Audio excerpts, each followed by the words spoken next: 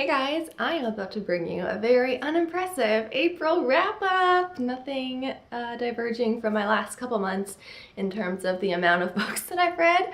So in April, I read 3 books and one was a reread. So let's just get on into my wrap-up. It's gonna be pretty short. The first book that I read in April, I reread Twilight, and I have a whole video on that, rereading Twilight as like an adult and comparing, my thoughts compared to what it was like when I read it when I was in high school and thought it was just like the best thing that's ever happened to books. So yeah, I did talk more about my overall feelings in that video, so I'm gonna leave it kind of brief here. It's still a fantasy book that I still had some interest in, but I definitely didn't feel the same way that I felt reading it in high school. I didn't think it was a wonderful romance or the characters were super deep and complex.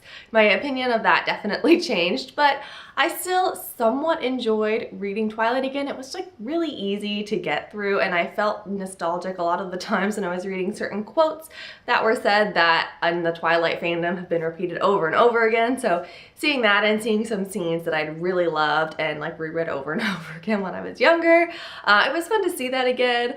I'm not going to continue on with the series though, and I probably will not reread Twilight again, so that's kind of where that left me. The next book that I read was The Golem and the Genie by Helene Wecker. This book, I am so disappointed that I did not read it last year when I got it. It took me months to read it and it was so good. This book I honestly gave 5 stars to. It is a really wonderful mix of historical fiction, folklore, and like a blend of different cultures, and I don't know how she did it. Like, it's such a unique book. I feel like there isn't anything really like it out there. It's written so well. The story is totally gripping. The Golem is this man-made creature that has to fulfill the will of her master. That's how golems are hardwired into being. Her master dies, and so she's left masterless. She's taken in by a Jewish rabbi in New York City, and she lives in this like little Jewish town section of New York City.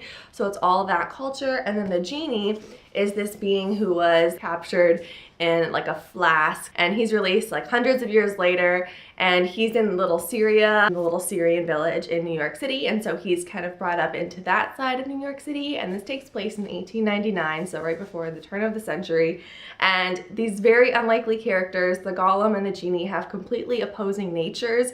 They desire different things, they are motivated by different things, but you gotta read it. It's so good. It's so hard to just describe it, but it's a really good story, and that's the best way I can think of. The final book that I read in April, To Kill a Kingdom by Alexandra Christo. There are sirens. They're not mermaids. They're obviously beautiful creatures who can lure in humans with their song and their beauty.